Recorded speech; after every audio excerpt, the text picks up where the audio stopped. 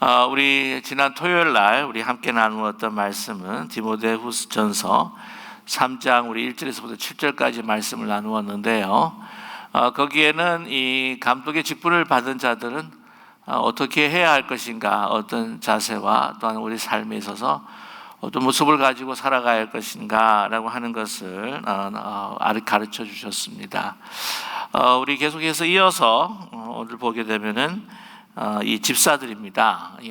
그래서 집사는 안수 집사지요. 정확하게 말씀을 드리면 이제 안수 집사입니다. 이 안수 집사의 그 기원이라고 하는 것은 여러분께서 잘 알고 계시겠지만 사도행전 이제 6장 보게 되게 되면은 이제 그 예루살렘 초대교회가 이제 구제를 베푸는 데에 히브리파 이 과부에게는 이제 충분한 양을 주는데 불구하고 이제 그 구제에서 누가 빠지게 되냐면은 이제 헬라파 과부들이 빠지게 됐다고 하는 것이 있죠. 아무래도 리더십이 히브리파 유대인들 중심으로 되어 있기 때문에 이게 초록은 동색이다, 가재는 개편이다라고 하는 그런 말이 있듯이 이 헬라파 과부들보다는 히브리파 과부들에게, 히브리파 과부라고 하는 것은 이제 본토민이죠. 그 팔레스타인, 그 이스라엘 그 지역에 그 태어나서 계속 살고 있었던, 그러나 이제 헬라파 과부라고 한다고 하면은 이제 다른 나라에서 살다가 다시 여기민에서 들어온 그러한 사람들을 이제 히브리파 헬라파 유대인이라 그렇게 이야기를 합니다. 그러다 보니까 이제 구제에 빠지게 되니까 그게 이제 시시비비가 생기게 된 거죠. 그 원망을 듣게 된 겁니다. 그래서 사도들이 당신들은 이제는 기도와 말씀에 전무해야 되기 때문에 이 구제를 재정 출납과 하기에 구제를 맡을 자들을 이제 찾게 되는데 그것이 바로 안수 집사님의 그 기원이었다라고 하는 것이죠. 그래서 여러분 그 스토리를 여러분께서 그 사건을 잘 아시겠지만은 그 7 안수 집사님들이 이제 선택이 되게 되는데 그들은 다 이제 헬라파 유대인이었다고 하는 것입니다. 그래서 이 파워를 이게 나누어서 그들로 하여금 이 문제가 되는 부분을 갖다 해결하게 한다고 하는 것은 이 파워를 쉐어링한다고 하는 것이 얼마나 아름다운 일이었고, 또 그것으로 인해서 그 원망이 다 사라지고 또 사랑 안에서 그 교회가 더 부흥하게 되는 것을 우리는 목격하게 됩니다. 아무튼 그것이 기원이었는데, 그래서 집사는 보면 다이코노스라고 하는 단어를, 헬라 단어를 써요. 그래서 여기서부터 이제 영어 단어 이제 디큰이라고 하는 단어가 나오게 됩니다.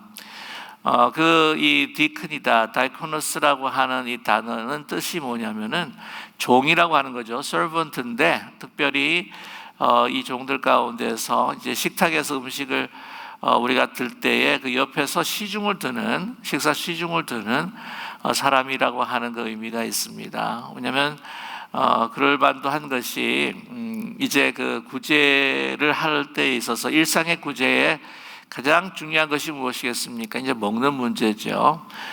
입고 또 이게 자는 것도 있겠지만은 당시에 그 일상적인 가장 필요한 구제라고 한다면 이제 식사하는 겁니다. 그래서 그 식사가 골고루 분배가 되고 빠지지 않도록 이 집사를 이제 세우게 된 것이니까 이 다이코노스라고 하는 단어를 아마 사용하지 않았을까 하는 생각을 갖게 됩니다. 자, 그래서 오늘 이제 8절 말씀 보게 되면은 이와 같이 집사들도라고 하는데, 나중에도 말씀 나누겠지만 11절에 보게 되면은 갑자기 여자들도라고 하는 말이 나옵니다. 여자들도 이와 같이 정숙하고 모함하지 아니하며 라고 나오는데, 이 여자는 바로 여자 안수 집사입니다. 그래서 이 초대교회 당시에 남자 집사 그리고 여자 집사가 같이 이렇게 있었다라고 하는 것을 우리에게 분명하게 제시하고 있다고 하는 것이죠. 이 이야기는 우리 디모데전서 2장에 나눌 때에 그 여성들의 리더십에 관해서 이야기할 때에 이미 여러분께 언급한 바가 있습니다. 자, 다시 한번 이 자격과 자세에 대해서 우리 8절부터 시작하는데, 이와 같이 집사들도 정중하고라고 하는 단어를 씁니다. 이 정중하고 하는 단어는 셈노테노스라고 해서 셈노테노스라고 하는 말은 그 반대되는 말로 방탕이라고 하는 것이 있죠. 그래서 이 방임한다, 이 그 진리의 안에서 사는 것이 아니라 이 세상의 가치 안에서 자유분방하게 살아가는 방탕적인 모습과 반대되는 모습입니다. 그와 좀 더 비슷한 단어를 찾을 수 있다면 11절 여자 안수 집사들에게 이야기했던 이와 같이 정숙하고라고 하는 단어하고도 많이 비슷한 뜻이 통하고 있는 것이죠.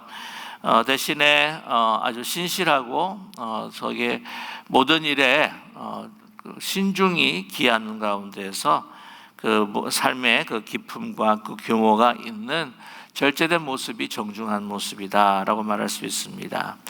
그 다음에 이 중요한 그 자세가 이제 일구이연하지 아니한다라고 이렇게 성경은 우리에게 말씀해주고 있습니다. 일구이연.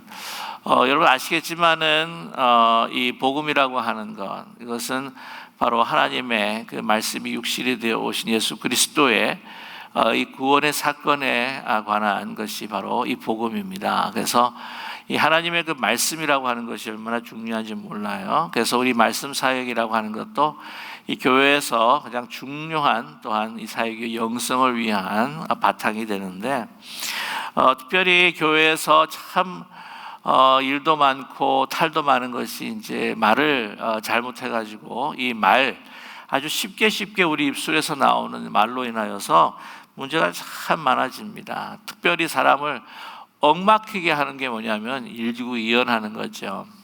보통 이제 드라마나 이제 영화를 보게 되게 되면은 이제 법정 사건과 그 일들을 또 이게 보여줄 때가 많습니다.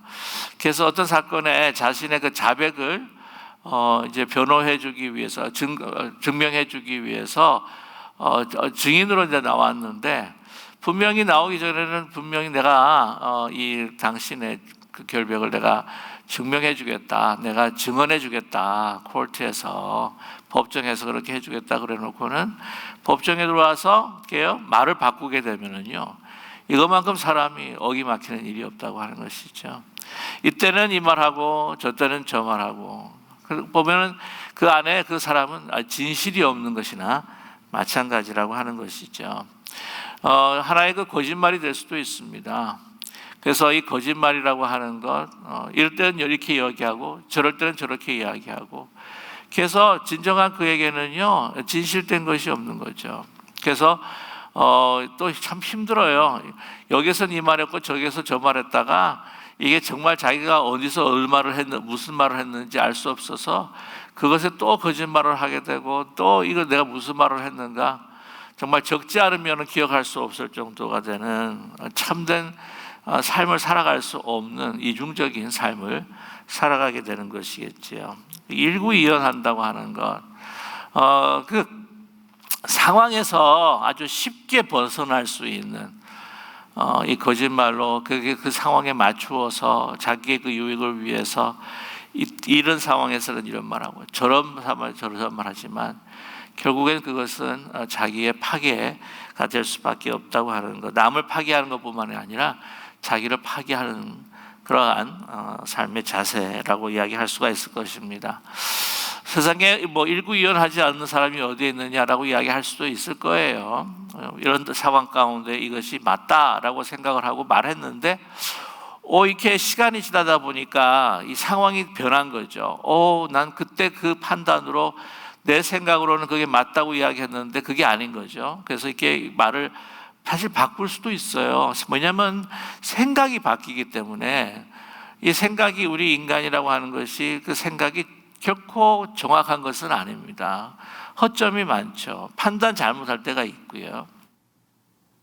그래서 말을 다르게 이야기할 수가 있어요. 그러나 말을 다르게 할 때는 내가 그때 상황에는 잘못 판단해서 나의 부족함으로 그걸 제대로 상황을 직시하지 못하고 분별하지 못해서 내가 그런 이야기를 했던 내 무지함이 있었다, 죄송하다, 이렇게 전제를 해놓고 말을 이제 뭐 바꾸어도, 생각을 바꾸고 말을 바꾸어도 괜찮은데, 그러지 않고 그냥 언제 그랬다는 듯이 그렇게 바꾸게 되게 되면 이건 결코 신실한 것이 못 된다고 하는 것이죠. 그런 과정이 자기 어떤 무지함, 그 상황에서 잘못 판단함, 잘못 생각했던 것, 이런 것들을 정말 솔직하게 이야기할 수 있는 과정이 필요하다고 하는 것이죠. 일구이언이라고 하는 것은 또 다른 면으로도 생각해 볼 때에 이 말로서 두 번을 이 말하고 저 말하는 것은 그것도 이제 일구이언이라고 할 수 있겠지만, 내가 이런 말을 했는데 소위 non-verbal communication, 그러니까 이게 나의 행동으로 보여주는 것이 그 말에 맞지 않을 때, 그러니까 언행이 일치하지 않을 때에도 이것도 사실은 엄격하게 보게 되면 일구이언을 하는 것이나 마찬가지라고 하는 것이죠. 말은 이렇게 했는데 행동은 이렇게 했다. 근데 사실은 항상 이 커뮤니케이션, 소통을 하시는 그 전문가들 또한 그 학자들 이야기를 듣게 되다 보면은 그 가장 그 소통할 때의 강력한 그 매체가 뭐냐면 verbal, 이게 말로 이렇게 이야기하는 것보다 그 행동이 더 강력한 소통의 매체가 된다고 하는 것이죠. 여러분 아시겠지만 하나님의 말씀은 다발이라고 이렇게 이야기합니다. 다발이라고 하면 다라고 하는 것은 말씀이라고 하는 거고, 발이라고 하는 것은 행동, 이 deed라고 하는 말이 합성어가 돼서 다발이에요. 그것이 무엇입니까? 하나님은 신실하신 하나님이시다. 말씀하시면 행하시는 분이다. 우리를 사랑한다 말씀하시면 예수 그리스도를 우리에게 보내주셔서 십자가에서 우리의 죄를 구속해 주시고 그 죽기까지, 고통과 아픔을 경험하시기까지, 죽음에 이르기까지 우리를 사랑하시는 행동으로 보여주시는 하나님, 그래서 신실하신 하나님이세요. 그 다발이라고 하는 말입니다. 일구이언하지 않으신 하나님이세요. 행동으로 옮기시는 하나님이십니다. 그렇기 때문에 우리가 하나님의 자녀다, 그리스도의 제자라고 하는 우리들은 정말 하나님의 그 신실함을 닮아서 정말 일구이언하지 않아야 하는데, 그런 면에서도 우리 보면 우리 다 부족한 자들이지만 우리 분명한 목표가, 이 성장과 성숙의 목표가 있어야 한다고 하는 것이죠. 자, 두 번째는 술에 임박히지 않는다라면 소위 세상 말로 하면 술에 쩔여 살아서는 안 된다. 술에 중독되지 말아야 한다. 술뿐만이 아니죠. 사실은 모든 이 중독이라고 하는 것은 정말 우리가 신앙에서 성숙, 그리고 하나님과 연합하는 데 있어서 가장 큰 걸림돌이 되기도 합니다. 술에 임박혀서 정신없이 그냥 몽롱한 상태에서 살아가는 것, 정확한 판단을 하지도 못할 뿐만 아니라 너무나 많은 실수를 통해 가정이 파괴가 되는 것이 술에 임박히는 것이죠. 어떻게 보게 되면 커피에 임박히는 것도 별로 안 좋은 것 같고요. 담배에 인이 박히고 뿐만 아니라 여러분, 우리가 한번 살펴보시면서 정말 우리가 사순절을 지났는데 우리가 이 사순절에서 많이 하는 것들이 무엇입니까? 내가 굉장히 즐겨하고 그거 없이면은 삶을 정상화시킬 수 없을 것 같은 것들을 이제 하나하나 끊어가는 것이 바로 우상을 끊는 한 행동의 모습이요, 또한 이 사순절에 우리 필요한 삶의 결정이 아니겠습니까? 그래서 우리가 정말 드라마 중독, 무슨 옛날에는 하여튼 젊은 사람들은 당구 중독, 무슨 스포츠 중계 중독, 이런 것들을 없이는 살 수 있다, 절제하는 삶을 살 수 있다라고 하는 신앙 성숙을 위해서 이제 하나하나 그런 것들을 이제 그 많은 이런 노력들이 또 이 사순절에 필요할 것입니다. 한번 그런 것들을 우리가 한 번씩 하나하나 살펴보는 것이 좋을 것 같지 않겠습니까? 더러운 일을 탐하지 아니하고입니다. 그래서 그때 당시에 이 구제를 하면서 음식을 쭉 이렇게 나눠주는데, 자기가 유익을 더 얻기 위해서 이제 그 음식들과 그 물질들을 착복하는 거죠. 골고루 그냥 모든 것들이 다 공적인 물건이기 때문에 다 나누어줘야 되는데 자기 거를 갖다가 챙기는 거예요. 그래서 소위 배임, 횡령 이런 수준이 될 수도 있을 것입니다. 또 그것이 아니라 이제 교회 생활, 믿음 생활이 정말 하나님께 영광을 돌리고 또한 그리스도와 함께 또 우리 믿음의 형제자매들과 하나 되는 하나님의 나라를 세워가는 데 있어야 되는데, 이 교회를 통해서 내가 얻고자 하는 바람들을 갖다가 이루는 것들이 바로 이 세상의 어떤 그런 소원들을 이루는 것들이 더러운 일을 탐하는 것이 될 수 있을 것입니다. 그래서 물론 사람이 100% 그냥 순수하고 퓨어하기는 힘들겠지만, 그러나 이 교회를 통해서 내가 세상에서 얻지 못했던 어떤 인기, 어떤 명예를 얻고자 한다. 내가 솔직히 어떤 그런 이야기들이 많이 들려요. 큰 교회 가시는 분들, 이유는 그렇게 해야, 제가 이런 말씀을 드려서 여러분 너무 왜곡해서 듣지는 마시고요.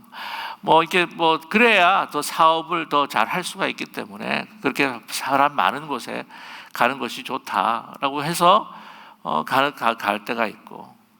근데 이제 그러는 가운데도 참 은혜가 뭐냐면은, 외로워서 교회를 가고 내가 좀 더 나의 삶을 좀 풍성하기 위해서 교회를 갔다가 이제 복음이 들려져서 귀가 열리고 성령께서 역사해 주셔서 정말 예수님을 만나는 그런 사건도 있지 않습니까?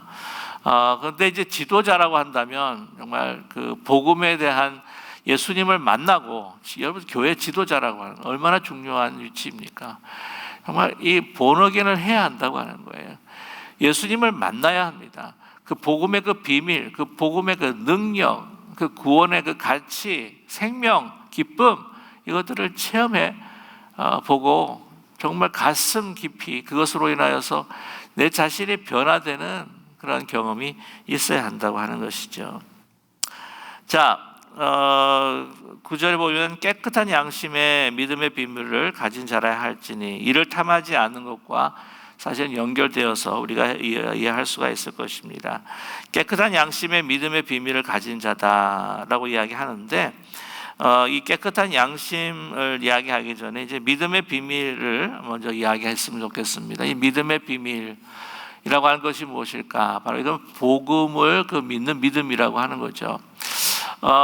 이 비밀, 바울 사도가요, 이 비밀이다라고 이렇게 이야기를 하게 되면, 여러분 그 단어를 듣자마자 뭐를 생각하시면 되냐면, 그냥 10중 8구 비밀 그러면은 바로 복음입니다. 복음. 이 복음이라고 하는 것은 하나님께서 만세전에, 창세전에 이 감추었던 하나님의 계획이라고, 아직 우리에게 알려주시지 않은 하나님의 그 계획이었다, 비밀이었다, 숨겨진 진리였다라는 것을 우리에게 말씀해주고 있습니다. 이 비밀이라고 하는 단어를 조금 더 우리가 좀 생각해 보기 원하는데요. 제가 한자로 여러분께 이 비밀을 좀 이렇게 소개해드리면, 비밀이라고 하면은 이 헬라 말로 무스테리온이라고 하는 단어를 씁니다. 무스테리온. 이 무스테리온에서 이제 미스터리라고 이렇게 이야기를 하는데, 영어 성경에 보게 되면은 이 비밀이라고 했을 때 secret이라고 쓰지를 않아요. 미스테리라고 이렇게 씁니다. 왜냐하면 무스테리온이라고 하는 헬라 말을 단어를 쓰기 때문이죠. 그래서 미스터리라고 한다고 하면은 미스테리, 소설, 이거 그래서 보다는 이 미스테리라고 한다면, 무스테리온이라고 하는 것은 어떤 단어에 더 가깝느냐? 비밀보다는 사실은 신비라고 하는 단어에 더 가깝습니다. 신비, 아주 신비 하면 보세요. 신자는 무엇입니까? 신자예요. 한국 사람들이 귀신 신자라고 그러는데, 신이라고 하는 건 인간의 영역을 어떤 벗어난, 그래서 그 신이 숨겨놓은 이라고 하는 말을 이야기할 수가 있죠. 비는 숨길 비자입니다. 재미나는 건 뭐냐면, 비자를 보게 되면은요, 제사 시자 플러스 반드시 필자입니다. 그래서 보면 제사, 반드시 필요한 제사에 대해서 하나님이 신이 숨겨놓은 것이다. 그게 뭐냐면, 제 여러분께 드리는 해석인데, 하나님께서 정말 그 예수 그리스도 우리를 위해서 구원하시는 그 제사 십자가의 그 진리, 그것이 창세에 숨겨졌다고 하는 거예요. 이거는 이 인간이 파악할 수 없는 그러한 영역입니다. 그 진리입니다. 그걸 숨겨놓으신 거예요. 알려주지 않으면 모르는 거예요. 그래서 누가 그런 이야기를 했어요. 미스테리가 영어 공부를 하면서 친구에게 야 미스테리가 뭐냐 그랬더니 걔가 비밀이야 그랬더니 아니 미스테리가 뭐냐고 비밀이다. 아니 가르쳐 주기 싫으면은 말하지 마 그런 거예요. 비밀인데 그런 유머가 또 있긴 있습니다만은 가르쳐 주지 않으면 알 수가 없는 것이 어떻게 해요? 미스테리라고 하는 무스테리온, 이 비밀이라고 하는 것, 신비라고 말할 수가 있습니다. 그게 뭡니까? 복음이라고 하는 거예요.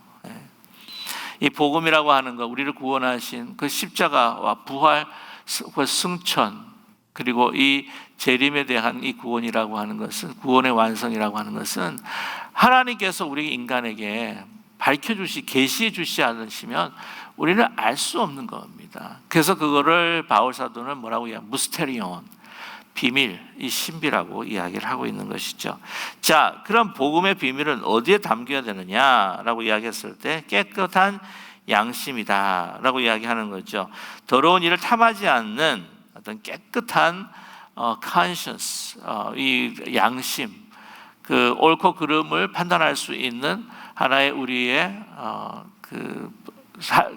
삶의 부분이라고 하는 것을 이야기해 주는데, 어떤 분은 뭐라고 이야기를 하냐면 이 깨끗한 양심이라고 하는 것은 이 보석을 보관할 수 있는 상자와 같은 것이다. 이 비밀이라고 하는 보석과 같은 그 하나님의 진리를 담는 데에 하나의 깨끗한 용기라고 하는 것을 바로 깨끗한 양심이다라고 표현하고 있습니다.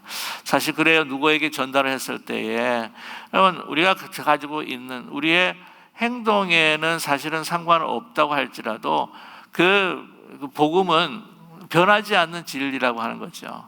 근데 이 복음의 그 변하지 않는 정말 하나님 우리를 구원하시는 그 진리가 이게 아주 더러운 용기에 담겨서 이렇게 누구한테 전달하고자 그 더러운 용기로부터 보면서 이거를 받고자 하지 않는다고 하는 것이죠. 안에 너무나도 귀한 것이 있는데도 불구하고 말입니다. 그러니까 이게 굉장히 우리의 삶의 모습이 또한 우리가 그리스도를 전함에 있어서의 우리의 그 행동이라고 하는 것이 얼마나 중요한 것인가, 그것은 깨끗한 양심에서 나오는 것이다 라고 우리에게 말씀해 주고 있습니다. 자, 10절 말씀에 보면 이 사람들을 먼저 또 한 가지가 있는데요. 먼저 시험하여 보고 그 후에 책망할 것이 없으면 집사의 직분을 맡게 할 것이요 라고 이렇게 말하고 있어요. 시험하라. 도키제타이라고 하는 말을 써요. 시험해 보는 거, 한번 두들겨 보기도 하고 건드려 보기도 하고 이렇게 하는 건데, 뭐 그러고자 위해서 일부러 시험하는 것은 아니에요. 근데 이를 맡아서 이게 함에 있어서 여러 가지 어려움들을 당할 때 그 어려움들을, 문제들을 어떻게 해결하는가라고 하는 것들을 우리가 주시해 볼 필요가 있다고 하는 것이죠. 근데 이런 부분에 있어서 지도자로 세워짐에 있어서 우리가 교회가 중요한 것은요, 큰 일부터 맡겨서는 안 돼요. 적은 일부터 먼저 맡겨서 그 적은 일을 어떻게 핸들하는가라고 하는 검증 과제가, 검증의 시간이 필요하다고 하는 거예요. 여러분 아시겠지만 그 마태복음 25장에 보게 되면은 이 5달란트, 2달란트, 1달란트 이제 맡기고 이제 그 여행을 떠나는, 멀리 길을 떠나는 그 주인의 그 사건을 우리는 기억하게 됩니다. 그래서 돌아와서 이제 5달란트를 또 남기고 2달란트를 남기고 하는 그 종들에게 뭐라고 이야기합니까? 착하고 충성된 종아 너무 잘하였도다. 너가 뭐라 그래요? 내가 적은 일에 충성하였기에 내가 너희에게 큰 일을 맡기리니 내 주인의 즐거움에 참여할지어다. 똑같이 이렇게 칭찬하는 거예요. 적은 일에 충성하기, 내가 큰 일을 맡긴다라는 거죠. 그게 뭐냐면 이 사람이 참 작은 일에도 어떻게 하는가라고 하는 것을 우리가 좀 살펴봐야 할 필요가 있습니다. 적은 일이라고 해서 내가 적은 일을 할 사람이야? 라고 하면서 나는 큰일 할 사람인지, 내가 이거 하려고 내가 이거 직분을 맡았어? 라고 한다고 한다면 그건 충성된 사람이 아니라는 것이죠. 거기서부터 어떻게 돼요? 이 검증 작업에 있어서 이게 바람직하지 못한 모습을 보이는 것이 되겠습니다. 우리 예수님께서도 보면은요, 모든 사람들을 또 사랑하시지만 한 영혼, 정말 한 영혼을 정말 모든 이 세상에 한 사람밖에 없는 것처럼 사랑하시는 분이 모두 예수님이지 않으십니까? 그럼 다 사랑하는데 한 영혼을 사랑하지 않는다. 이거는 참된 사랑, 충성된 사랑이 아니지 않을까요? 한 작은 일에. 그럼 한번 보세요. 그분의 어떤 성품이나 인격, 나 자신을 보면서 정말 이거 작은 일이지만 요거 하나에도 정말 내가 마음을 담고 하나님의 그 나라를 세움에 있어서 충성하는 그러한 그 모습이 하나님께서도 그것을 기뻐하시고 착하다 하고 충성된 종이라고 칭찬하신다고 하는 것입니다. 그런 분들이 또한 교회의 직분들을 맡아야 할 지도자다라고 하는 것을 우리에게 말씀해주고 있습니다. 자, 늘 말씀을 드리지만은 우리에게 이야기하시는 이런 모든 그 조건들, 우리 다 100% 우리가 만족시키는 사람들이 어디 있겠습니까? 그러나 이것이 제가 이렇게 말씀을 드린 것은 우리가 체크업 리스트를 하면서 우리가 더 어떻게 나가야 할 것인가, 또 어떻게 우리 자신을 또 분별할 것인가를 찾아봐야 할 필요가 있겠죠. 자, 그 다음에 11절입니다. 이 여자들도 이와 같이 정숙하고, 이 정숙하고 하는 것은 정중하고 절제 있는 모습이죠. 특별히 여성들에게 있어서 그 당시에 보면 허영되지 않고 자기를 부풀리지 않고 이게 가장 신중하고 단촐하고 아주 소박한 그러한 모습들을 이야기하고 있습니다. 모함하지 아니하다. 이 남자 집사들한테는 일구니언하지 말라라고 하는 우리 언어에 대한 이 자세를 이야기했는데, 보게 되면 모함하지 말라라고 이렇게 이야기를 하죠. 이 모함하지 말라라고 했을 때에 이 다른 한글 개역 보게 되면 참소라고 하는 단어를 씁니다. 디아볼로스죠. 뭡니까? 이 디아볼로스, 참소하다. 거짓된 것으로 사람을 어떤 정죄한다. 이게 이 디아블로스라고 할 때, 이거 디아블로스라고 하는 것은 굉장히 사탄적인 의미가 있습니다. 그래서 참소하고 거짓말로 그들을 모함하게 되는 것, 깎아내리고 또한 정죄하는 것이죠. 그래서 이 비방하는 것이라고 하는 것으로 말할 수가 있겠습니다. 그 한 사람을 죽이고 공동체를 무너뜨리게 하는 데 있어서 그것만큼 더 쉬운 것이 없을 겁니다. 비방하고 모함하는 것. 절제하며 또한 모든 일에 충성된 자라 할지니라 라고 이렇게 말씀합니다. 절제라고 하는 단어는 보면 이 술 취하지 않는다라고 하는 의미를 담고 있어요. 그래서 남자 집사들에게 술에 임박히지 아니하는 것과 비슷한 유사한 이 말씀을 주고 계시는데, 요즘 보니까 보면은 남자들도 술 마시지만 보통 보니까 여성들도 술 잘 마시는 분들이 또 많더라고요. 술 세신 분들이 있다고 이야기를 듣게 되는데, 정말 절제하는 것, 뭐에 술 박히지 않고 중독되지 아니하고, 또 샤핑 중독, 하여튼 여러 가지 이런 중독에 중독되지 않는 절제한 모습, 그리고 모든 일에 충성된 자. 제가 말씀을 또 드렸습니다. 정말 작은 일에도 정말 마음을 다하여서 하나님의 나라를 세우고 또한 봉사하는 자라야 할지니라 라고 이렇게 말씀합니다. 집사들은 한 아내의 남편이 되어 자기 자녀와 자기 집을 잘 다스리는 자일지니, 이 부분은 제가 지난 토요일 날에도 우리 감독에 대한 이야기를 드렸을 때에 정말 수신제가 치국평천하와 같은 그러한 말씀인데요.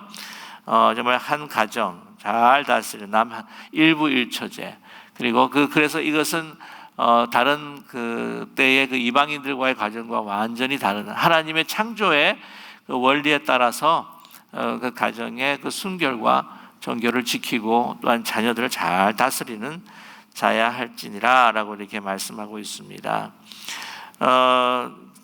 이 자녀 교육에 있어서 장담할 수 있는 분은 한 분도 없다고 제가 말씀을 또 드리기도 했는데, 그러나 여러분, 한 가지 우리 자녀들 가운데 많이 이제 상처받는 것이 뭐냐면은 이제 부모들의 어떤 그 이중적인 신앙, 그러니까 교회에서는 굉장히 신앙적인데 가정에 와서는 안 그렇고, 또 사회에서도 완전히 세상 사람보다도 못한 그런 행동들과 가치를 가지고 살아갈 때 이중적인 이 모습에 제가 굉장히 상처를 많이 받는 그 우리 청소년들을 보았습니다. 제가 중고등부 또 이게 청소년 그 담당으로 이제 전도사로 사역할 때에 그런 이야기들을 참 많이 듣게 돼요. 가슴 아플 때가 참나 많습니다.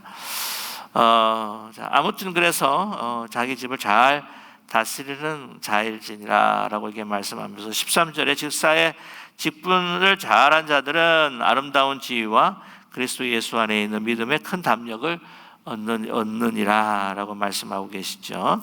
집사의 직분을 잘한 자, 충성되게 잘한 자들은 이 하나님께서 주신 그 아름다운 그 직분을 통해서 하나님 앞에 영광을 드리고, 또한 하나님께서 기뻐하실 뿐만 아니라 다른 사람들도 어떻게 해요? 다른 사람들도 그 부산물로 정말 칭송하고 또한 존경할 수 있는, 그래서 아름답게 교회를 세워갈 수 있는 그런 사명들을 다할 수가 있다라고 하는 것을 말씀해 주고 있습니다.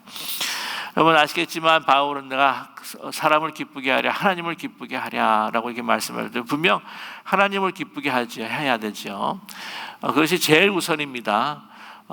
또 그럼에도 불구하고 하나님을 기쁘게 하시는 가운데에 또한 사람에게도 정말 그 좋은 평판 또한 좋은 칭송을 받는 것도 얼마나 중요합니까? 그래서 이 사도행전 6장을 보게 되면은 이 지혜와 성령이 충만한 사람들을 이제 이 안수 집사들로 이제 선택을 하게 되는데, 또 그 사람들은 또 사람들에게 칭찬받는 사람이라고 하는 그런 부분들이 또 설명이 되고 있음을 우리가 기억할 수가 있습니다. 자, 아무튼 그래서 13 그뿐만 아니라 그리스도 예수 안에 있는 믿음의 큰 담력을 얻느니라라고 말씀하고 있죠. 그래서 우리가 직분을 이렇게 충성되게 하다 보게 되면은요, 자연적으로 어떻습니까? 자기의 신앙도 더 돈독해지고, 또 믿음이 또 강건해지고, 믿음의 또 용기가 생길 수가 있다고 하는 것을 우리에게 말씀해주고 있습니다. 우리가 믿는 그 믿음. 그래서 말씀드리고 싶은 것은요, 우리 교회에서 이제 생활하시면서 뭐 한 가지는 이렇게 봉사하는 것이 좋다라고 하는 것은 교회를 우리가 아름답게 세워감에 있어서 우리 지체로서 꼭 필요하다라고 하는 뜻에 있습니다. 뿐만 아니라 자신에게도 좋아요.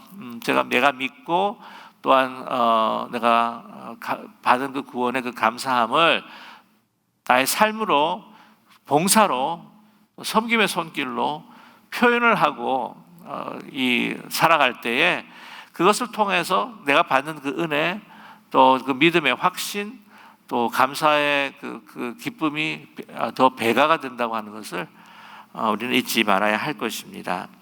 자, 그래서 여러분 봉사한다고 하는 것은 교회를 위하고 하나님을 위한 것도 있지만요, 자신을 위한 것이 있다고 하는 것을 여러분 잊지 않았으면 좋겠습니다. 자, 그러면서 이제 오늘 3장 14, 15, 16에 가장 근본적인 이야기를 하고 계시죠. 우리가 이렇게 아름다운 우리 교회의 아름다운 직분들을 우리가 맡으면서 우리가 봉사하고 또한 교회를 세워감에 있어서의 가장 중요한 이 교회의 원리를 우리에게 말씀해 주고 있습니다. 자, 15절의 말씀이죠. 만일 내가 14절에 보게 되면, 먼저 14절, 내가 속히 내게 가기를 바라나 이것을 내게 쓰는 것은 이제 목적입니다. 이제 교회가 어떻게 이렇게 성장해야 되고 또 이렇게 돼야 되는가 하는 것을 미리 말씀을 바울이 디모데에게 하지 못한 것들을 다시 이야기하고 또 강조하는 것인데요. 15절의 말씀에 만일 내가 지체하면 너로 하여금 하나님의 집에서 어떻게 행해야 할지를 알게 하려 함이니 이 집은 살아계신 하나님의 교회요 진리의 기둥과 터니라라고 이렇게 말씀하고 있습니다. 잊지 말으라고 하는 것이죠. 그래도 제일 중요한 것이 무엇인가? 그 교회는 바로 살아계신 하나님의 교회다. 그리고 그 터는 뭐냐? 진리의 기둥과 터니라. 진리라고 하는 것입니다. 이 복음의 진리, 이 말씀의 진리가 바로 터가 되어서 이 말씀으로 하여금 우리로 하여금 그 말씀을 묵상하고 이 성령을 통해서 감동된 이 말씀이 우리 가운데 살아 역사하실 때에 성령의 충만함이 이루어지고 또 성령의 충만함으로 어떻게 됩니까? 우리 지금 지금까지 이야기했던 모든 우리 필요한 그 자세들이 내가 아니라 그 진리, 그 말씀, 그 성령의 그 감동, 그것을 통해서 우리 가운데에 자연스럽게 역사할 수 있다라고 하는 것을 우리에게 분명히 말씀해 주고 있습니다. 자기 의지가 아니라고 하는 것이죠. 그 진리입니다. 그 진리가 터가 되어야 되는 거죠. 우리가 이러한 삶의 모습도 그 터가 어디에 있습니까? 바로 이 진리의 말씀, 복음에 있다고 하는 것을 우리에게 분명히 말씀해 주고 있습니다. 16절이죠. 크도다 경건의 비밀이요. 뭡니까? 크도다, 이 비밀이라고 하면은 어떤 것입니까? 복음이라고 하는 말씀을 드렸습니다. 이 크도다 거룩한 복음이요 라고 하는 말로 우리가 이해해야 될 필요가 있겠죠. 그렇지 않다 하는 이가 없도다. 그는 육신으로 나타난 바 되시고 영으로 의롭다 하심을 받으시고 천사들에게 보이시고 만국에서 전파되시고 세상이 믿음 받으시고 영광 가운데서 올려지셨느니라. 이 복음을 오늘 보시게 되면은요, 요약해 가지고는 이 한꺼번에 이렇게 쫙 요약을 해서 디모데에게 또한 이 에베소 교회 성도들에게 말씀해 주고 있다고 하는 것입니다. 그렇습니다. 성육신화된 예수 그리스도의 그 복음, 또한 이 복음을 통해서 우리가 구원을 받았다고 하는 것, 주님께서 부활하시고 또한 승천하시고 천사들에게 보이시고 모든 만국에 전파되시면서 정말 영광을 얻게 되신, 그래서 이 영광이라고 하는 것은 참된 진리, 변하지 않는 진리, 이 변하지 않는 진리로 인하여서 정말 이 세상이 변하여도 교회는 이 진리의 터 안에서 영원하고 또한 예수 그리스도의 그 몸된 교회는 정말 영원하다고 하는 것을 우리에게 바울은 강조하면서 말씀해 주고 있습니다. 저와 여러분, 이 교회에 요즘 이제 복음의 진리가 많이 퇴색돼 가고 또 변질되는 것으로 인하여서 교회 생명력이 잃어가고 있는 그러한 참 가슴 아픈 현실을 우리가 볼 때가 있습니다. 세상의 어떤 성공이라고 하는 것 같이 세상적인 어떤 그러한 이 명광과 그 어떤 명예, 거기에 부합하여서 우리가 자꾸 이렇게 정말 십자가를 통한 이 복음의 그 진리가 하나님께서 정말 이 태초부터 숨겨진 그 비밀을 우리에게 보여주셨던 그 비밀이, 그 복음이 변질된다고 한다고 하는 것은 너무나도 안타까운 것이 아닐 수가 없습니다. 여러분, 교회의 생명은 바로 진리입니다. 교회의 생명은 바로 이 복음의 말씀입니다.